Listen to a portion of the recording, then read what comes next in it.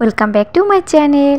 সম্পূর্ণ healthy, oil free আর সবচাইতে সহজ নাস্তা থাকছে আজকের রেসিপিতে।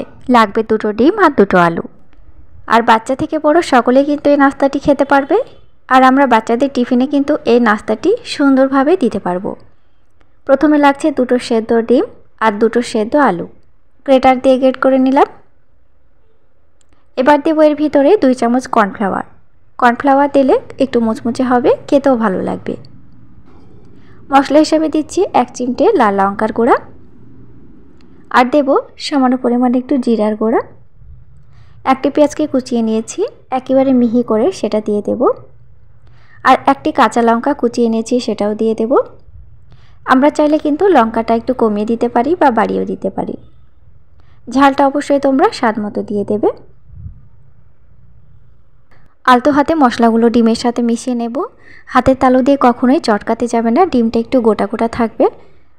আমি ঠিক যেভাবে গ্রেট করে নিয়েছি সেইভাবেই থাকবে। হালকা করে একটু মশলাটা মেশানো হয়ে গেছে। তো আমার কাছে ধনিয়া পাতা ছিল না, এখানে আমি কসুরি মেথি দিয়েছি। তোমরা চাইলে ধনিয়া পাতা ব্যবহার করতেই পারো। এবার ছোট ছোট করে বল তৈরি করে নেব। আর আমরা ঠিক যেভাবে পকোড়া ভেজে থাকি সেইভাবে শেপ দিয়ে দেব।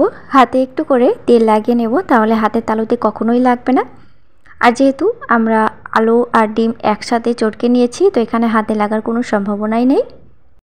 ভীষণ মজাদার আজকের নাস্তাটি, আর একেবারে কিন্তু কম তেলে আমি ফ্রাই করব। আমরা চাইলে এটা অয়েল ফ্রিও কিন্তু ভাজতে পারি। তো ফ্রেন্ডস দেখো, একটি কিন্তু তৈরি হয়ে গেছে। এইভাবে সবকটা তৈরি করে নেব। আর দেখতে কত সুন্দর লাগছে। আর এইভাবে যে ডিমটা গ্রেট করে রেখেছি সেটা কিন্তু গোটা গোটা থাকবে। এইভাবে সবকটা নাস্তা আমরা তৈরি করে নেব। আর হাতে একটু তেল লাগিয়ে নেওয়ার ফলে একদমই হাতে লাগবে না। তো চলো এবার ভাজতে হবে। তো ভাজার জন্য আমি ফ্রাইং প্যান নিয়েছি, আর প্যানের ওপরে 4 চামচে 2 চামচ মতো তেল দিয়েছি। এটা হলো রিফাইন্ড অয়েল। তো তোমরা তেলটা একটু লক্ষ্য করলেই দেখতে পাবে তেল আমি একদমই কম ব্যবহার করেছি। এটা কিন্তু ডিপ ফ্রাইও করা যাবে, তবে আজকে আমি একদম কম তেলে ভাজছি। তো উল্টে পাল্টে লালচে ব্রাউন কালার আসা পর্যন্ত অপেক্ষা করে নেব। গ্যাসের ফ্লেমটা মাঝারি থেকে একটু লো ফ্লেমে রাখতে হবে। বাইরের কোনো উপকরণ এখানে ব্যবহার করলাম না। লালচে ব্রাউন কালার চলে এসেছে। তো এবার আমি এক এক করে উঠিয়ে নেব। আমরা চাইলে আরেকটু পুড়িয়ে ভাজতে পারি। তো ফ্রেন্ডস অবশ্যই বাড়িতে একবার বানিয়ে নিও এরকম একটি হেলদি নাস্তা। আশা করি তোমাদের ভালো লাগবে।